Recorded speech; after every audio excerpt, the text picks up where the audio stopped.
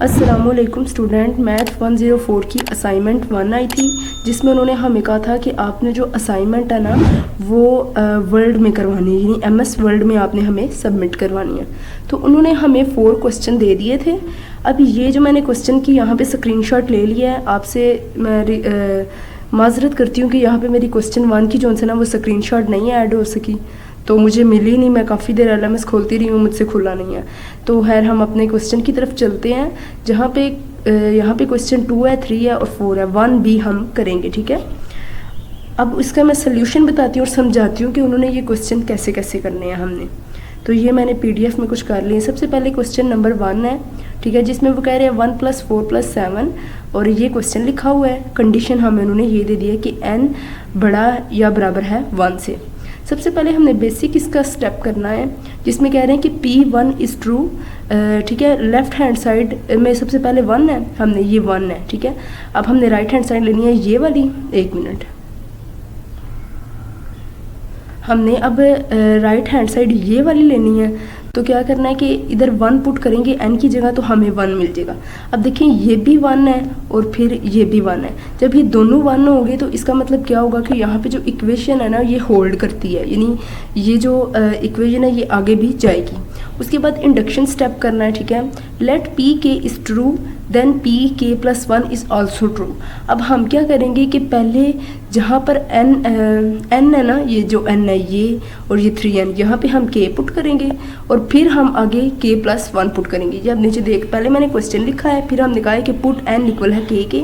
अब मैंने आपने देखे n की जगह k पुट कर दिया, फिर मैंने कहा है k पुट करें n की जगह k+1, तो मैंने k+1 पुट कर दिया।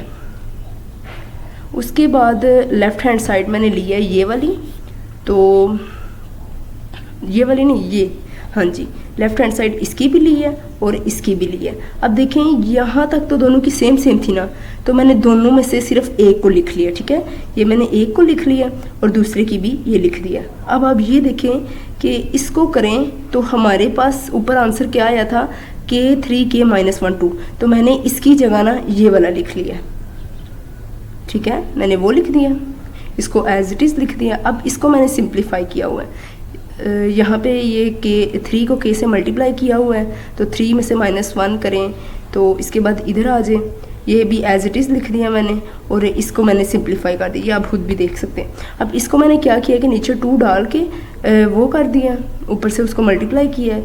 ये चीज़, अच्छा यहाँ पे फैक्टर्स वाली बात मैं बता दूँ, यहाँ पे हमने फैक्टर्स बनाने हैं। वो कैसे बनाने हैं, ये मैंने बनाए हुए हैं।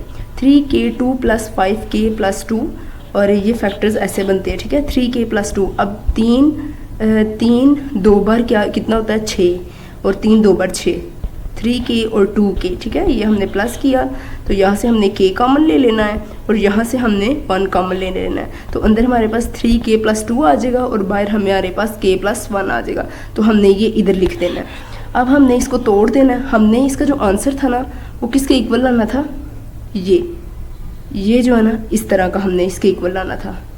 तो ये हमारा आंसर आ गया। तो हमने कहा it is true for n बड़ा है 1 से और या इक्वल है, ठीक है। उसके बाद ये है क्वेश्चन 2। मैं आपको पहले क्वेश्चन दिखा दूँ। ये है क्वेश्चन, लेट ए बी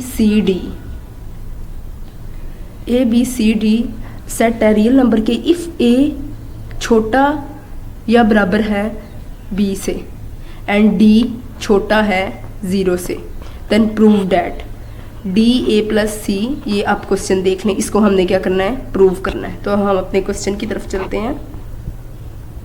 ये मैंने क्वेश्चन लिख लिया है। सबसे पहले हमने ये जो कंडीशन है ना ये वाली इधर लगाई है, तो हमने कहा है add C to both sides, यानी C हमने इधर भी ऐड करना है और हमने C को इधर भी ऐड करना है, दोनों साइडों पे। ये देखें हमारे पास जो क्वेश्चन है ना ये A लिखा है, ये B लिखा है, साइडों पे C ऐड हुए हैं, ठीक है। तो हमने भी ऐसे ही लिख देना है। उसके बाद हमने कहा है no both sides of the inequality by D। अब हम D को ऐड करें, मल्टीप्लाई करेंगे। अच्छा यहाँ पे ना मल्टीप्लाई का आता है एक ऑप्शन,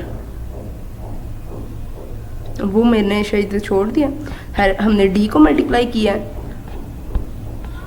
सिंस D छोटा है 0 से, the direction of the inequality reverses, यानी अब डायरेक्शन देखें, पहले इसकी डायरेक्शन थी ना D की इस साइड पे, तो जब हम D को पुट करेंगे ना आप इसकी डायरेक्शन देखें, इसकी डायरेक्शन थी बी की तरफ, है ना। जब हमने डी को पुट किया तो उसकी डायरेक्शन किधर चलेगी, इस तरफ हो गई, ये देखें, ये इसके तरफ चली गई है। तो हमने प्रूव कर दिया, हैंस डी ब्रैकेट ए प्लस बी और डी बी प्लस सी। उसके बाद क्वेश्चन सी है, क्वेश्चन नंबर 3 है।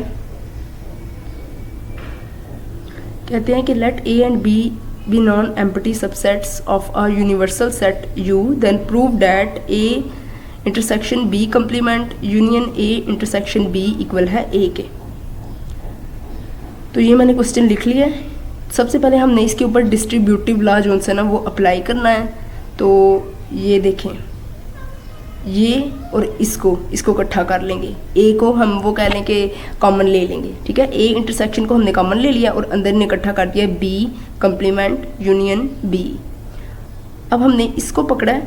अब ये जो होता है ना, ये इक्वल होता है यू के, यूनिवर्सल सेट है, ठीक है। तो हमने फिर आइडेंटिटी लॉ लगा दिया है। ये देखिए क्वेश्चन को उन्होंने फिरा के घुमा के लिखा हुआ है, तो हमने भी इसी तरह उन्हें बस लिख देना। मैं आपको एक बता रही हूँ, सोल्यूशन एक किस्म का दे रही हूँ, तो आप साथ साथ बता रही हूँ।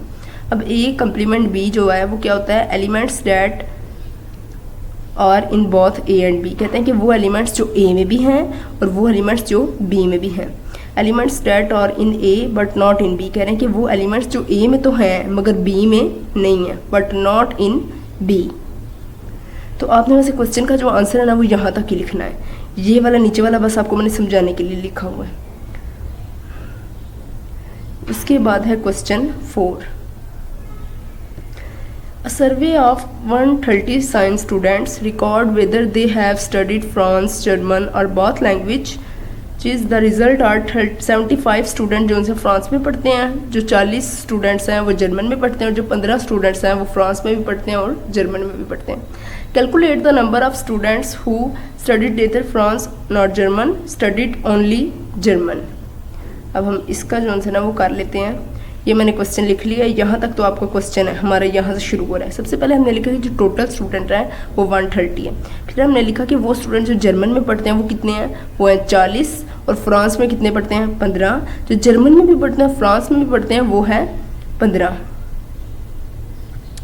उसके बाद अब हमने कहना है कि जो सिर्फ फ्रांस में पढ़ते हैं ना वो है 60। वो कैसे 60 आया, टोटल जितने फ्रांस में पढ़ते हैं ना और जितने फ्रांस में पढ़ते हैं जर्मन, हमने उनमें से ना 75 में से 15 को क्या कर देना है, माइनस कर देना। तो हमारे पास आ जाएंगे फ्रांस में सिर्फ 60 स्टूडेंट्स हैं उसके, और जो जर्मन के हैं हमने 40 में से 15 को माइनस कर देना, तो हमारे पास 25 आ जाएगा। और जो बात कितने थे, 15। उसके बाद है अब इक्वल है फ्रांस जर्मन बात, इन सब को ऐड करेंगे तो हमारे पास कितना आएगा, 60, 25 को 15 और 100 आ जाएगा। अब हमने यहाँ पे इसका आंसर लिखना है। पहले स्टूडेंट नेथर फ्रांस एंड जर्मन, ये मैंने 1 लिखा हुआ। टोटल स्टूडेंट कितने थे हमारे पास, ये उन्होंने सबसे पहले क्वेश्चन में दिया था। टोटल स्टूडेंट है 130। ये टोटल स्टूडेंट 130 थे। स्टूडेंट स्टडीज फ्रांस और जर्मन वो 100 है। 130 में से 100 को माइनस करें तो 30 आता है। स्टडीड ओनली जर्मन, 40 में से माइनस 15 करेंगे तो ये हमारे पास पहले से आया हुआ है जर्मनी वाला 25। तो बस हम इसका आंसर ना यहाँ तक था। अब आपको मैं ये दिखाती हूँ कि हमने इसको माइक्रोसॉफ्ट वर्ड में कैसे लिखना है। मैंने असाइनमेंट एक रेडी की हुई है। इसके अलावा अगर आपने ये असाइनमेंट मेरे से बनवानी है तो भी मैं बना दूँगी, कोई इशू नहीं। आप मुझे कमेंट्स में बता सकते हैं। ये मैंने असाइनमेंट बनाई है, ये क्वेश्चन 1 है, ये आप देख लें। इसके बाद यहाँ पे क्वेश्चन 2 है, शुरू हो रहा है यहाँ पे। फिर ये क्वेश्चन 3 है, ये क्वेश्चन 4 है। बस यहाँ तक की। सबसे इम्पॉर्टेंट बात मैंने आपको ये बतानी थी कि बात यहाँ पे आती है कि हमने ये इक्वेशन को कैसे लिखना है। ये जो क्वेश्चन है और ये इसका आंसर, इसको कैसे लिखना है। हम इसको क्या करेंगे, इसका क्वेश्चन, अब ये जो क्वेश्चन नंबर 1 है ना, ये मैंने लिखा हुआ है MS वर्ड पे लिखा हुआ है। आगे से जितनी सारी ये नीचे से लेके ये जो इक्वेशन है ना, ये वाली जिसको मैंने अभी सेलेक्ट किया हुआ है, ये मैंने मैथ टाइप पे लिखी है, वहाँ से कॉपी करके इधर मैंने पेस्ट कर दिया है, ठीक है। तो बहुत इजीली वहाँ पे आपने पहले सारा क्वेश्चन लिख लेना है और यहाँ पे आके उसको कॉपी कर लेना है।